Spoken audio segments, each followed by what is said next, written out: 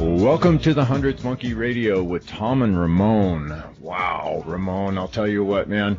Lunch is over. Well, no, I got my head in the clouds all the time, right? I'm always looking at the sky, and well, besides the obvious connotations to that statement, my head is in the clouds all the time. I'm constantly looking up. I'm taking a look at what's going on, and even just right now, I just turned my head and looked out the window. I see the sylphs playing constantly. I mean, they're constantly forming things, images, and I mean, I've gotten photographic image type projections in the clouds of just absolutely fascinating stuff. And I don't know, and it seems to be increasing in its regularity and its intensity, just like it seems like everything else has been. I mean, you take a look out, you pop on the web and just type in UFO, and it's amazing the sightings that have been happening here this year. I mean, at least what I'm seeing, there has been a marked increase. Well, one of the things you mentioned earlier before we started the show is it because we're paying more attention and more people have cell phones? Because with some cultures, that's an old story, like down in South America and Mexico. but Ramon, we've always kind of been paying attention here for the last few years, and when you know how YouTube works, right? You have subscriptions, and then every time you click on it, and subscriptions, their most current videos of all the people you subscribe to pop up there. Well, I'm subscribed to several different places that keep UFO news, right? And, while even in what I will term the slow times where the sightings aren't really that prominent out there, they always have something to fill in the gap, right? An old story or something they'll put in there. But this year, I have seen more new stuff, real recent stuff from this year than I can ever remember in such a short period of time. So, and I guess that guy over in Eastern Washington, the National UFO Reporting Center guy, whatever the hell it's. I forgot his name. Yeah. Yeah, you know what I'm talking about. Anyways, he's even, I think it was on Coast to Coast here a few nights ago, and he even mentioned the increase in reports that he's been getting. Yeah, he did say that. He's actually been saying that it's been increasing more and more every, I think he comes on once a month. Yeah, so anyways, I guess the gist of my point here is that when I combine what I've been experiencing with the sylphs in the clouds and the, I'm an energetic fiend, so I'm always kind of try to keep my finger on the pulse of energetically, and then the uptick in UFOs and all the the drama that's really kicking up on the world stage, all those things combined, there's some stuff going on here this year. I mean, there's definitely some stuff going on here this year. This is going to be a year that we remember for a long time. I have that feeling. Yeah, I think you're right on that one. But by the way, you're listening to the 100th Radio Monkey. 100. It's the 100th radio made by a monkey. Yes. So one of the music you had listened to was Blaze featuring Garrido, Stand for Love, and that's I love their album. But going back to some of the news thing, before I start with the news thing, there was something, how people post things on Facebook, and if you're one of my Facebook friends, you probably saw this, but it's called The Experiment. So a group of scientists placed 5 monkeys in a cage, and in the middle, a ladder with banana on top.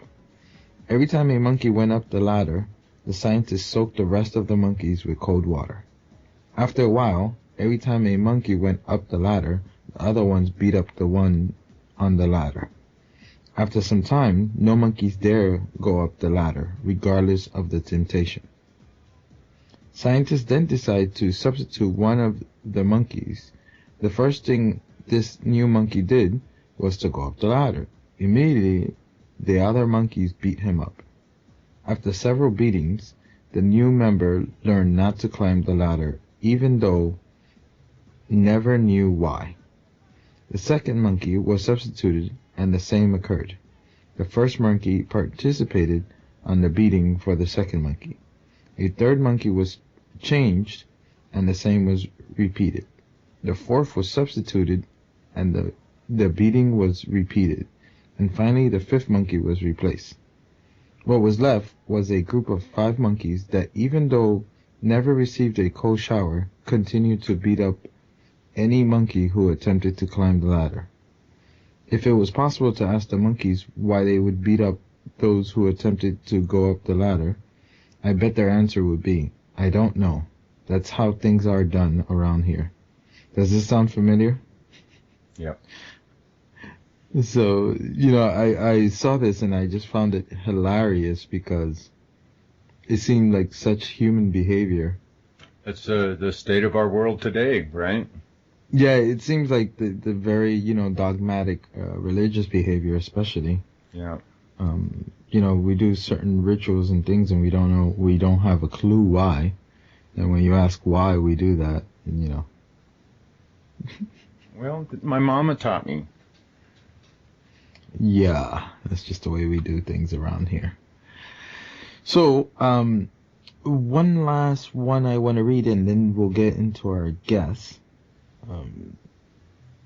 And this one is something that I really, both me and Tom really enjoy, and is all world's pyramids and ancient cities linked to Fibonacci sequence, acoustic harmonics, and global hieroglyphic language. So this whole article is just, I'll read a little bit here. The recently discovered giant pyramid in Azores Islands, submerged only 45 minutes below sea level, must have already been identified by both military sonar scans and geosatellite surveillance several decades ago. Yet a local fisherman fortuitously stumbled upon one of the most exciting sites publicized since the major discovery in Bosnia and Indonesia. The Portuguese military claimed to be undertaking investigations that will be made public, but conversely continue to withhold all images and information on the site. So are they saying they found one on land too? Yeah. Wow. In the Azores, huh? Mm-hmm. So, they go where all the different ones. I know some people say that the pyramid in Boston is not a pyramid, it's just a mountain, but man, that really looks like a pyramid. Yeah, that one's still a big question mark in my mind. I mean, it's built on a natural mountain. So, I mean, did they just, just put the casing stones over the shape, or I suppose it's possible, but I'd have to pick some random places and dig through and find stone and anywhere I dig there. Yeah. So, Tom, we have somebody who actually we've been in contact for years from the beginning of our show, but we never had her on the show. Yeah, so tonight we've got with us Devra Jacobs. Devra's been a professional intuitive life coach for over 30 years. Her unique connection with ArchAngel Michael since the age of 6 provides a multidimensional view of what is happening in someone's life. She does not channel Michael. He speaks directly with her. Many times in readings, other people's spirits, guides, or relatives that have passed over will also give her information and join in. She does not use any physical tools such as cards, so there are no predetermined outcomes. Devra and Michael read your energies, guides, spirits, and occasionally your loved ones who have passed over. With this approach, your reading shifts as you shift. The moment you change what you are thinking, the dimension of the reading changes. Changes too, excuse me. She hears the words from Michael and your assistants and relays them directly to you. Devra has studied and worked with what she describes as dragon energy for the past 18 years. She says dragons are a major part of the spiritual world that time has forgotten or have been ignored as simple folklore.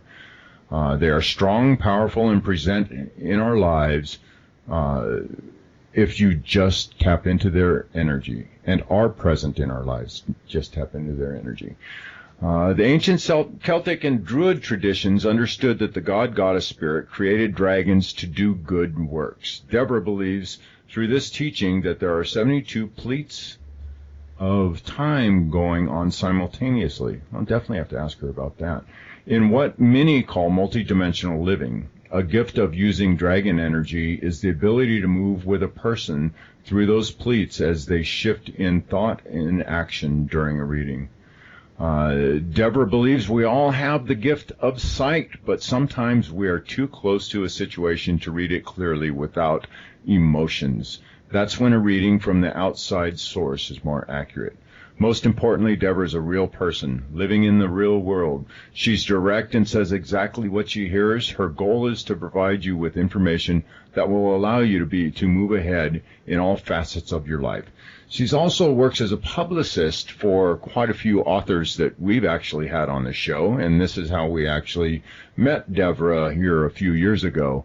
And Devra Jacobs, finally we get to talk, and welcome to the 100th Monkey. Hi, it's great to be here. Actually, I'm an agent. I just happen to do publicity for some of the authors that I agent their work. Oh, okay. Well, I get a little clarification. So... Go ahead. So, you said you've been talking with Michael in the bio here. It says you've been talking with Michael since the age of 6. That's pretty amazing in itself. So the obvious question is, how did you get started, and what was that experience like? I mean, you don't hear of too many kids, well, I suppose more so nowadays, but you don't hear of too many kids who actually have an archangel type of communication at such an early age. Well, when I was young, I didn't know who he was. He says he's been around since I was born, but the first time I actually heard him and knew there was something else talking and actually saw him, I was very, very, very sick with chickenpox. And my grandfather, who was a doctor, I thought I was talking to him when this male figure appeared at the end of the bed, and I guess I was sick enough, I was fairly delusional. And this figure just said, "Don't worry, you're going to be okay. Everything's going to be fine." And then I saw what appeared to be wings pop, and the whole room went light. And then I went to sleep, I guess. I woke up the next morning, and my grandfather was standing at the bed and said, "I cannot believe how fast you improved. You're almost well. And it's only been 24 hours. And I said, "Well, that's what you told me last night." He said, "No, I wasn't here last night." I was like, okay. Uh-huh. So from that point on, I started hearing what my parents always dubbed my invisible friend, although he was visible at times to me. And I just sort of knew on a higher level to keep it that way and keep it kind of quiet, because when I'd tell like girlfriends or something when I was like 8 or 9, they thought I was completely out of my mind. And I knew I could hear them and I knew I could see them, so I just kind of kept it quiet. But he saved my butt many a time, especially when I was a teenager. Wow. So do you think that you said measles, correct? Chickenpox. Chickenpox. Do you think being the illness with the chickenpox was, and the fever and everything associated with it, do you think that had something to do with triggering or helping to peel the veils away? I think having that high of fever, probably he was always there. I just, you get trapped in your conscious mind and you think, no, that's not possible, that's not real. But when you have a really high fever, I've talked to a lot of people when they've been very, very sick who had visitations, so to speak, from whether it be angels or past loved ones. And I think you're absolutely right. I think the fever actually disintegrates the veil. I think, we had that, I don't know how old you are, but I'm kind of aged, and we had that in the 60s with drugs. When people, I was outside of San Francisco and people were starting to do some interesting kind of drugs like LSD and saying they were talking to God. And I think those drugs at that time were, erasing that veil. Right. Oh, I definitely agree with that.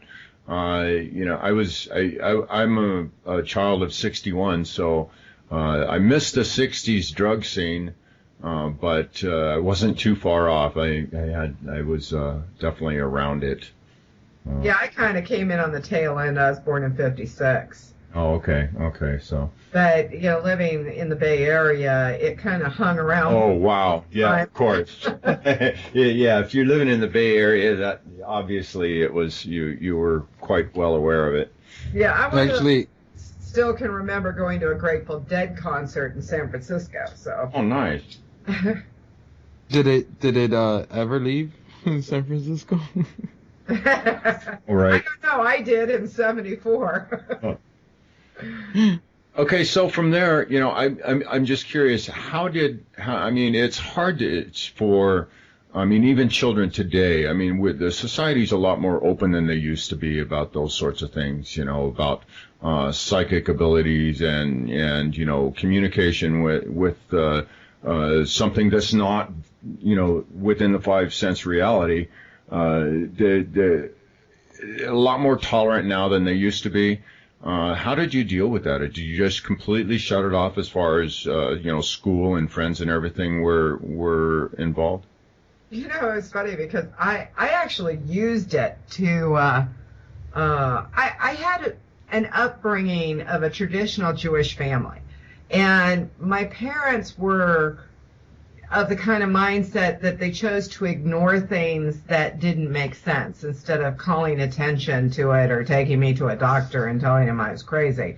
So they did the invisible friend thing until I got older, and then I just didn't tell them.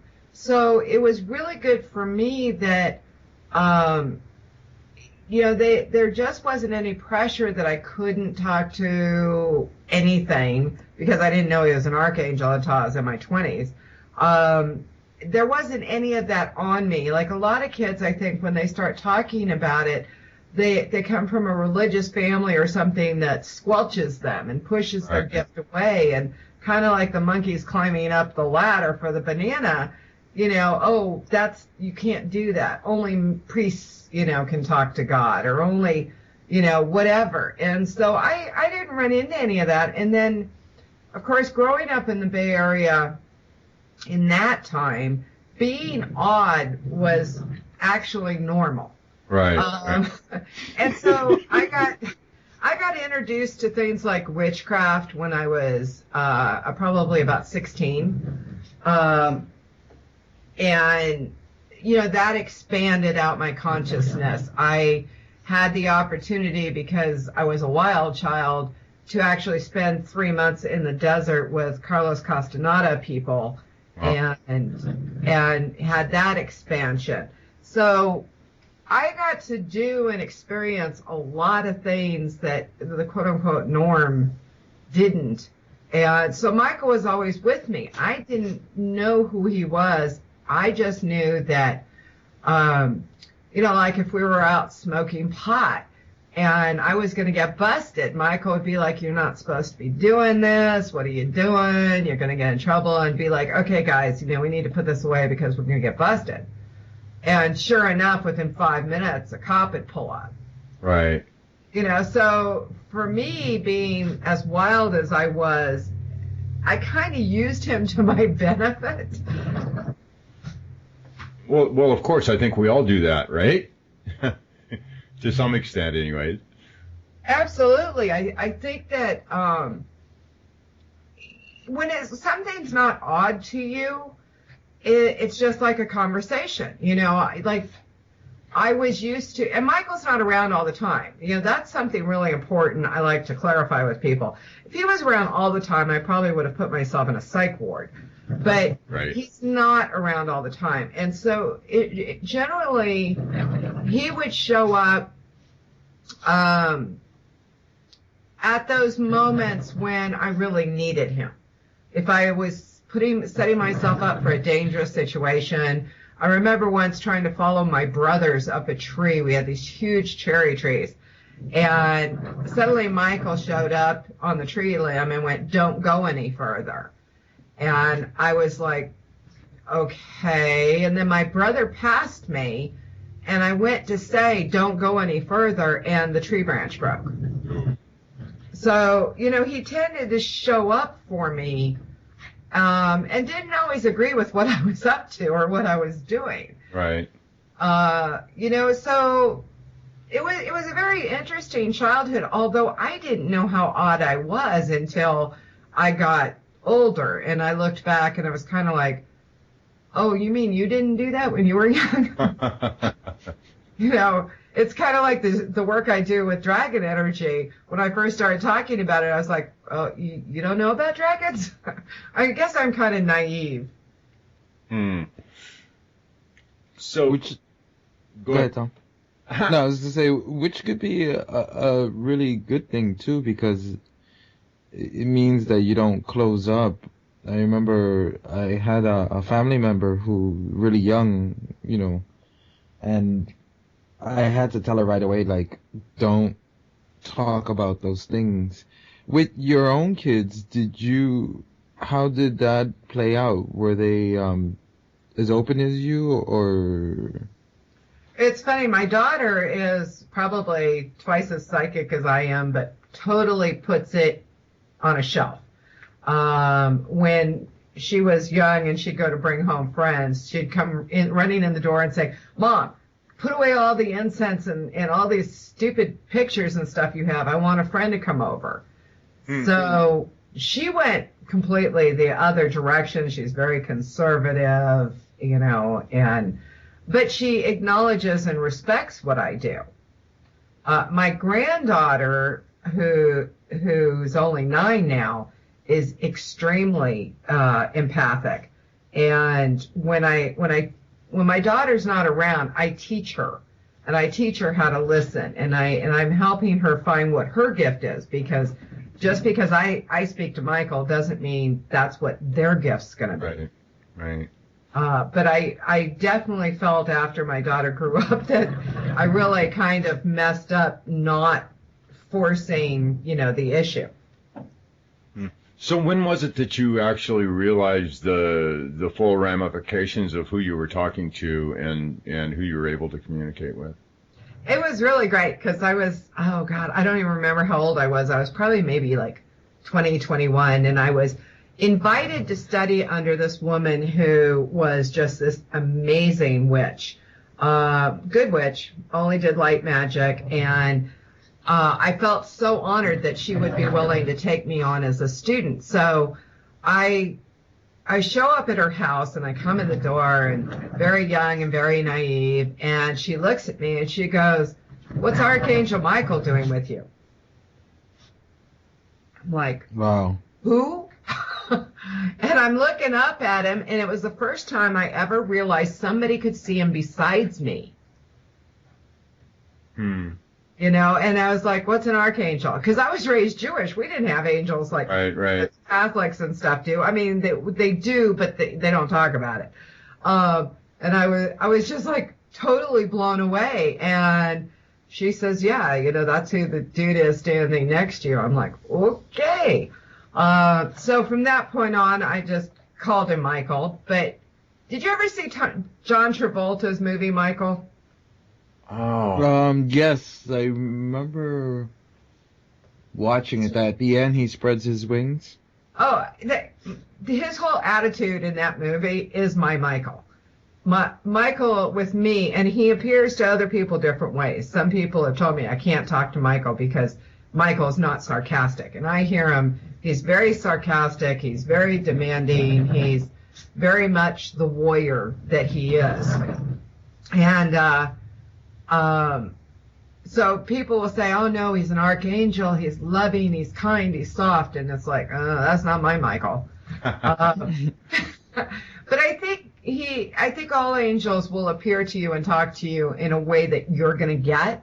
Right. And I was pretty much, I don't know if you can swear on this show. Can you swear? Absolutely, you can. I was like a real hard ass. So he would have had to come through really strong with me for me to pay attention to him. Right. Well, they say they appear in the form that you're going to be able to accept them in, right? So if you see Michael as a 3-foot tall dwarf that has, buck teeth and a beard that he trips on all the time, that's what you'll perceive.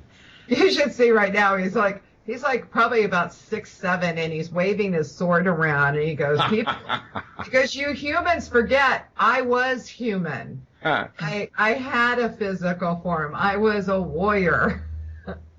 So one thing that so many people do have a problem wrapping their mind around is that Michael is present for so many at the same time.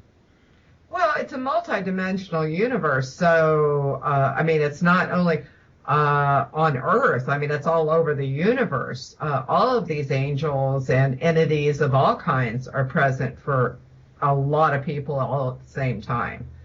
It's not like, this is when reality morphs, I think, because we want to think of it as, if he's here with me, he can't be there with you, right? That's our linear third-dimensional perspective, yes. Exactly, but that's not true. That's only true in our physical plane and in the agreements that we make of our physical plane. If we could shift our agreements about what things really are, then it would, hopefully, I have great hopes that humans will evolve this way to understand, I can be here and I can be 18 other places at the same time. Boy, could I get something done in a day that way. Oh, could you imagine? Wouldn't that be great? I know when I do my work in DreamWork, I get to travel all over the place and go fly with the dragons. And when I'm working with clients, I get all of my information through my DreamWork the night before. And it's funny because when you realize that you are multidimensional and you wake up back in this reality, it's like, okay, I didn't get any sleep at all. I've been out flying all over the world. Right.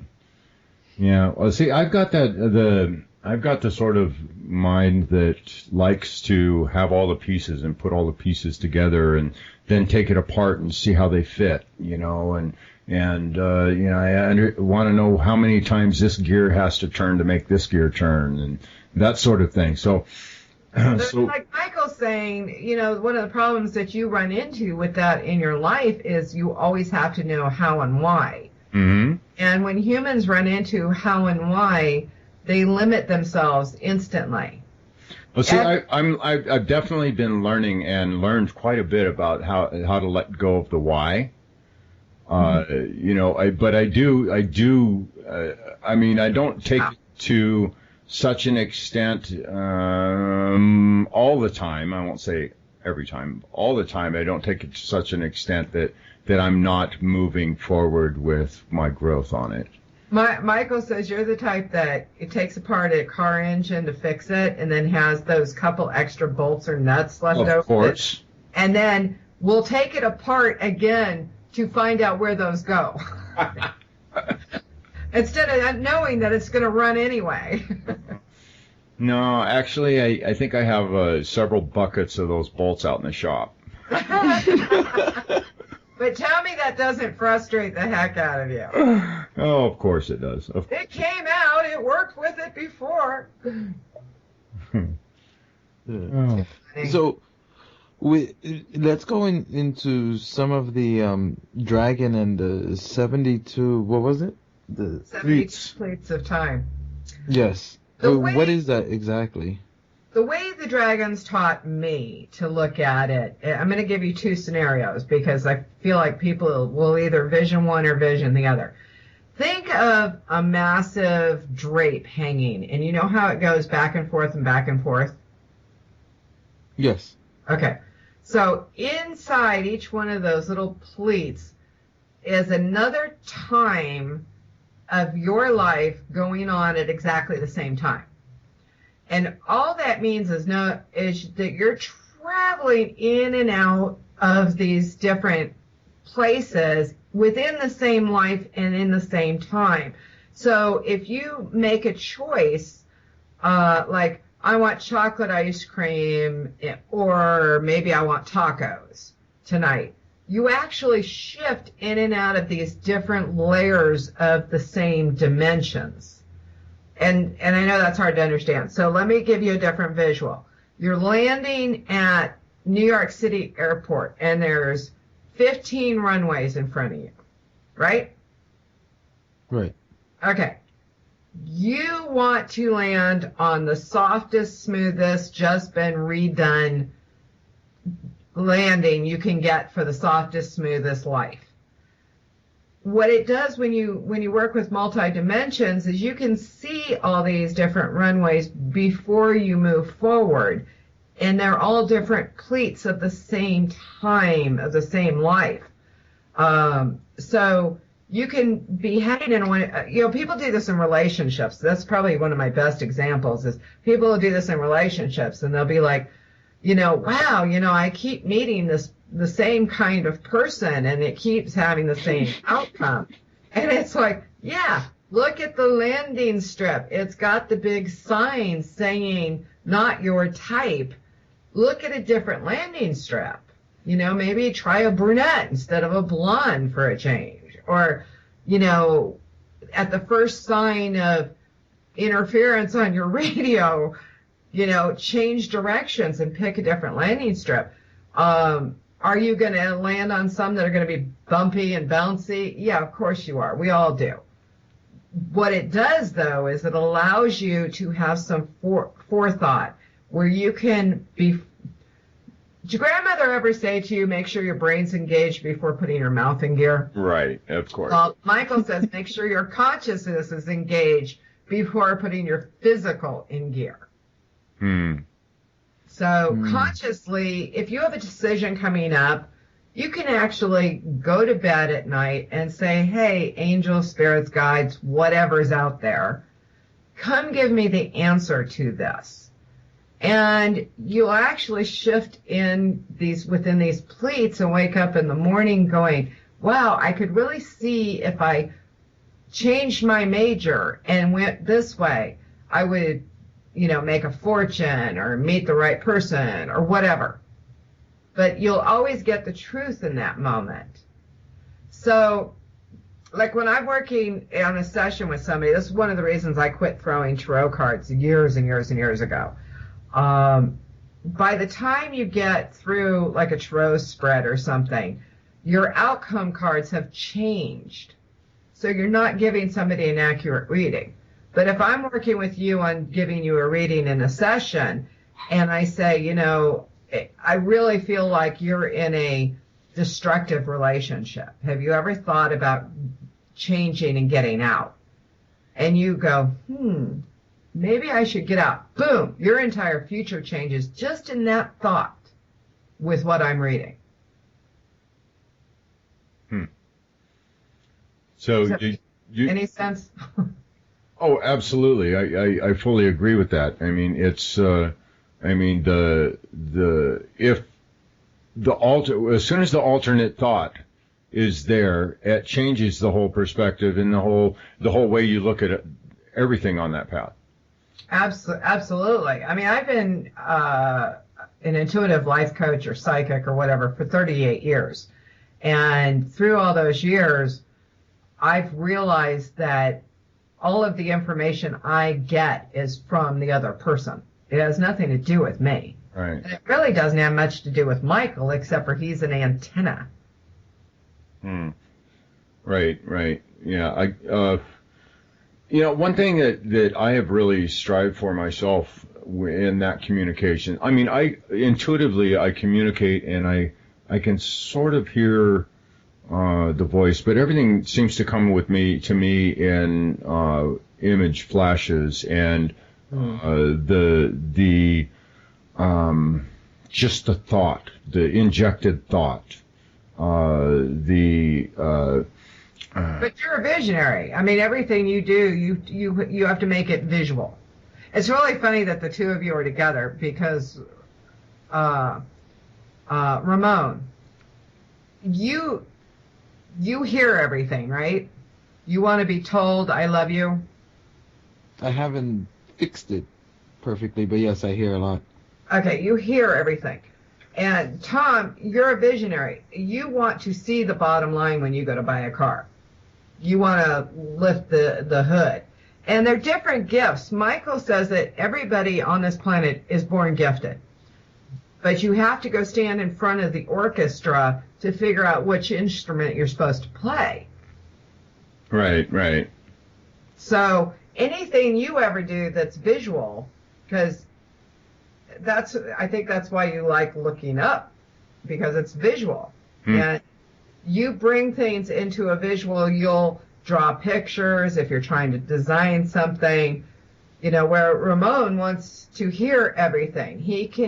If he listens really carefully, he hears the spirits. He can hear the angels. Where you could try all you want to, you're not going to hear anything, but you may see them.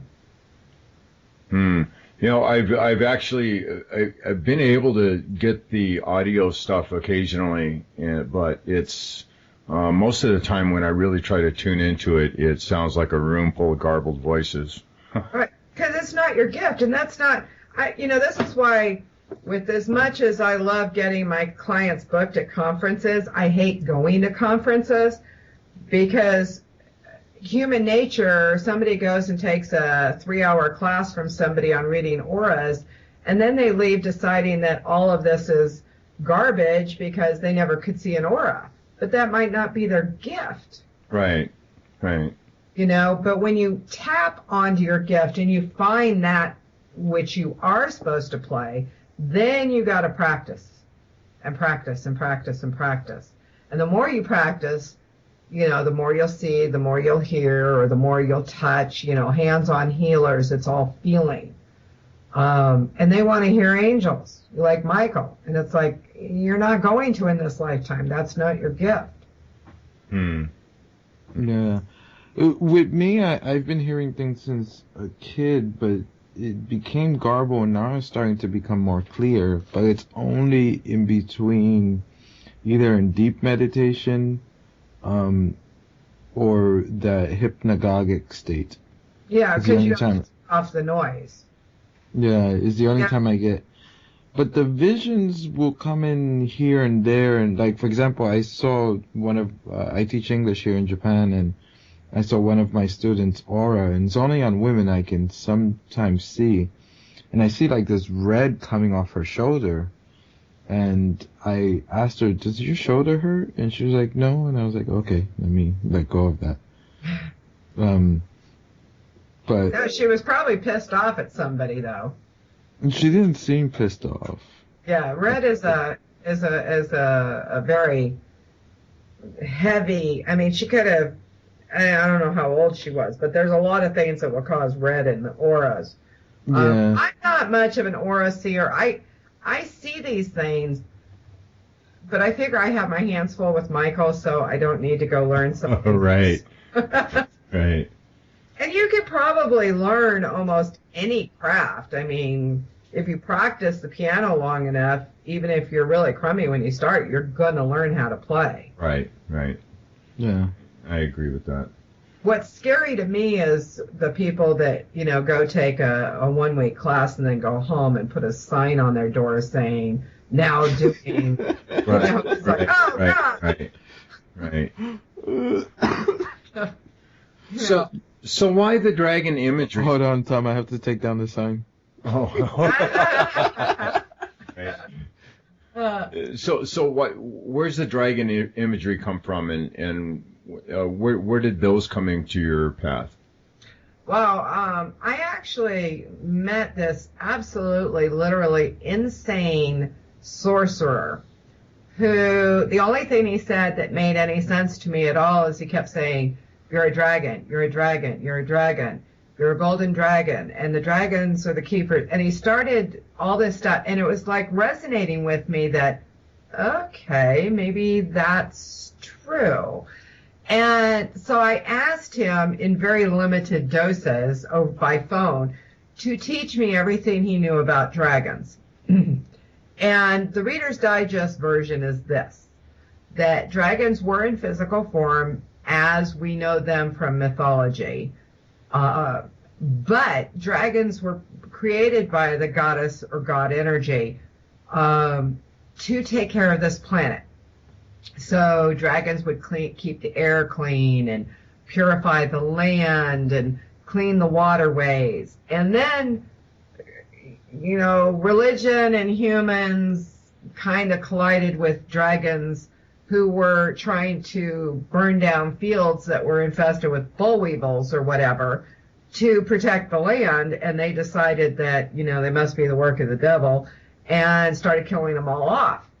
And creator, god, goddess, whatever you want to call it, wait a minute, and pulled them out of physical form.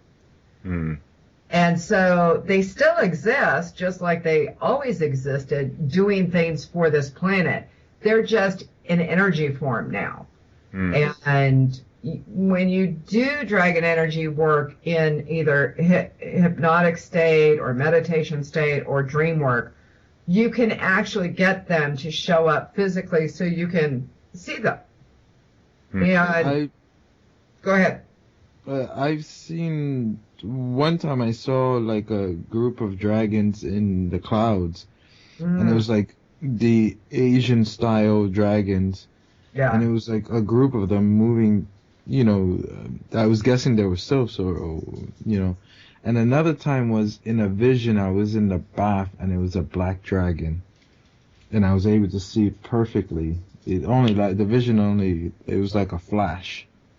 Yeah, black dragons are really, they carry spiritual inclinations. The black dragons are more about keeping, like, the airwaves open for people to absorb spiritual matter, if that makes any sense. I always tell people, if you go to Sedona, don't stand on a vortex, because one of the things dragons do is they keep the alignment of the planet, all of the grids, and they use these holes, so to speak, through the planet to shoot through to realign the grids and to keep the energies balanced. And if you're standing on top of one of those vortexes when they come flying out, I mean, people have been known to be crazy for a long time after just simply doing a ceremony on top of a vortex. You don't want that kind of energy passing through your body. You have to be careful.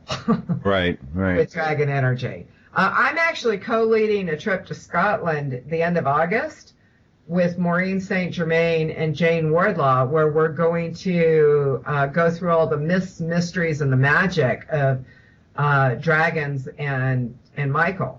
Wow. At these different places in Scotland. It's going to be absolutely amazing. Wow, that sounds like a blast. Yeah.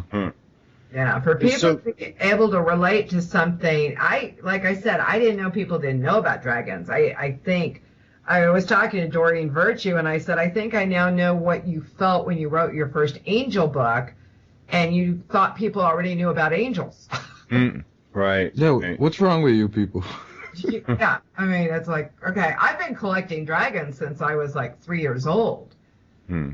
And I didn't know why until 18 years ago. It was like, oh, yeah, they're my friends.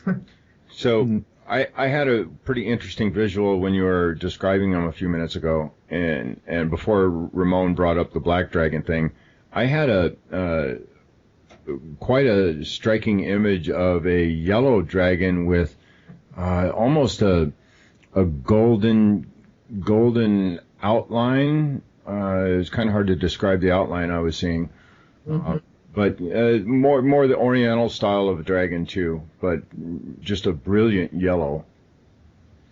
I actually have a golden dragon tattoo. The golden dragons are the keepers of knowledge. They are the keepers of all truths. You'll generally find people who work with golden dragon energy, which I'm going to make an assumption here would be your guide is a golden dragon. The golden dragons end up on the radio, on TV. They end up actors. They end up teachers and scholars. I used to own a magazine. You know, the golden dragon energy will always be people who want to spread the truth. Right. Right. Well, that kind of fits me. You know, black dragons want to have people seek balance. So when you get that black dragon energy showing up, it's telling you something is out of balance in your wherever it's showing up. So dragons all over the world, every culture, right? Yes. Yeah. You know, but that's one of those things that has always fascinated me also is, you know, these, I'm a firm believer that where there's smoke, there's fire.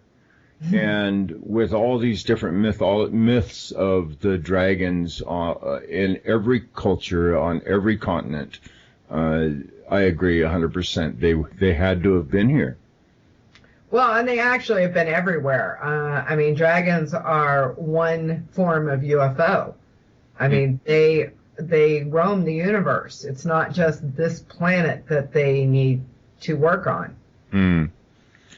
So the dragon, the appearance of the dragon would, along the same lines of the way we were describing each and every one different perception of Michael, would that dragon energy work along the same lines so that if somebody wasn't prepared to actually see a dragon there, but they were working with that dragon energy, could it appear as something else? No. The dragons look like one of two things. They either take on the visual of the Oriental style dragon or the Celtic Druid style dragon. Their evolving was very much similar, I think, to humans, how they evolved in the different climates and things that they were in. A lot of the Chinese dragons were water dragons. And so in different parts of the world, they had slightly different looks to them. Like around Egypt, you'll see pictures on walls of these dragon-looking creatures, and but that's the way the dragons looked in that area when they were in physical form. So I don't know. I've never seen an Oriental-style dragon in my dream work, but I have past lives in Avalon and as a druid, so I think that's just who I knew. Yeah, for me it was, well, what would you take the clouds, like seeing, I don't know, let me use the word herd, because I don't know what else to call. That probably was a herd. They were probably cleaning the skies. They're not real happy about all the jet trails and all that stuff, and they were. Neither are we. Yeah, they were probably all flying together, filtering the atmosphere. I've seen groups of them in vision work. I've seen groups of them like cause a tsunami because they're actually in the process of cleansing the ocean, and that much energy and that much movement creates earthquakes and tsunamis. Right. Well, Western science calls that the rogue wave. Most oh, of is that what's that called? Look at that, dragons were here way before we were, and they're not here to serve humans. They're not like angels that are here to help humans. They're stewards mainly, right? Yeah, they're the planet. We tend to get in their way more than we do anything else. So has there been an increase in their activity along with all the other things that we've noted happening on the planet now? I just think that the veils are getting so much thinner, and these frequencies are coming closer and closer together. The pleats of time are coming closer. Some of them are actually starting to merge.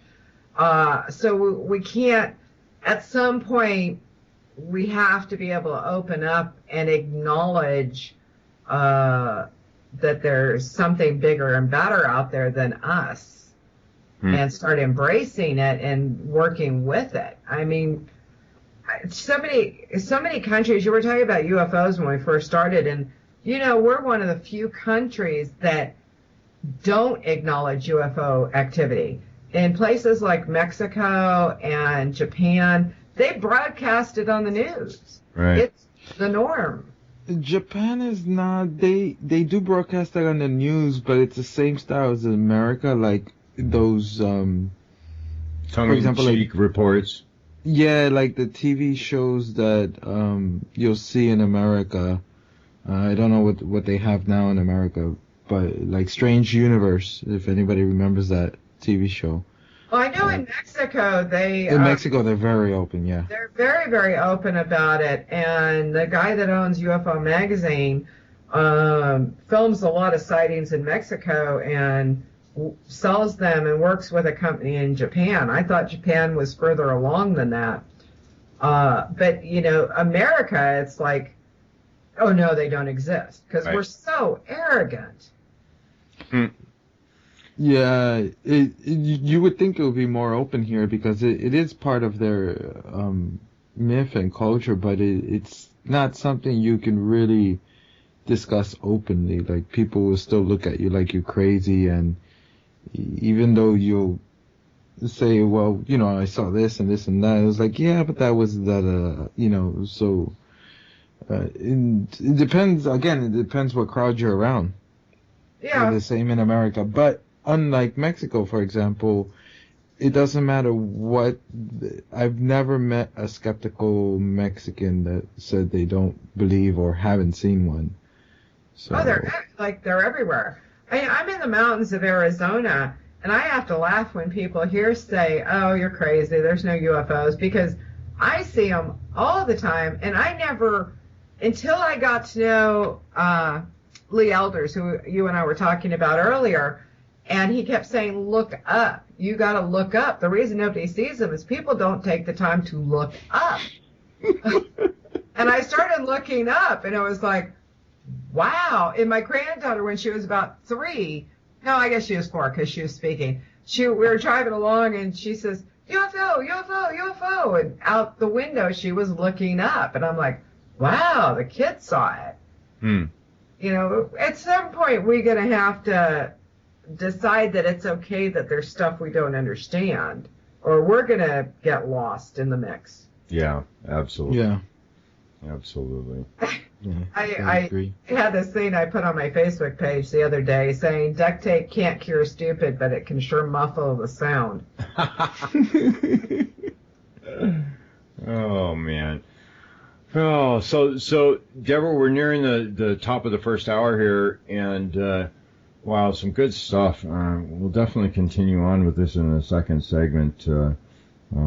Dig into some pretty interesting stuff, I'm sure. I want to go back to a couple of things that we mentioned here in this first hour, the agreements, and actually talk about a question about how we come into this place and what kind of agreements or contracts are made in that transition, and it should be fun. I'm going to love picking your brain on this.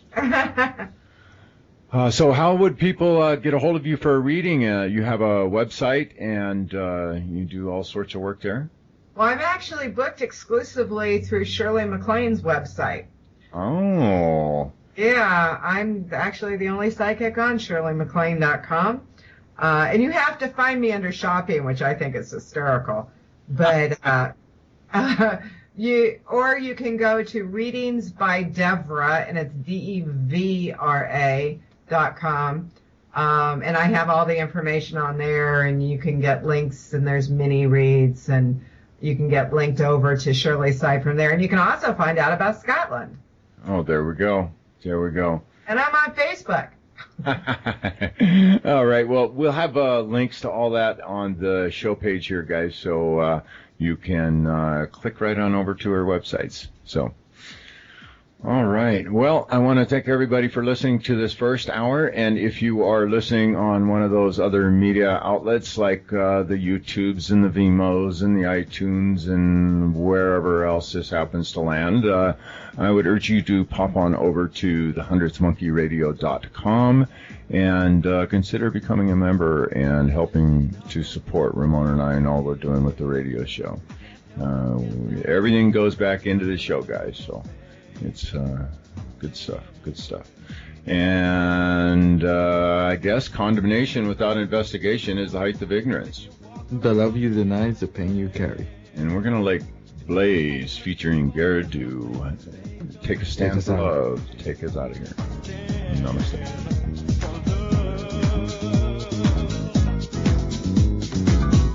All the problems that divide the world of black and white. In the racism, you know we've got to fight. So you must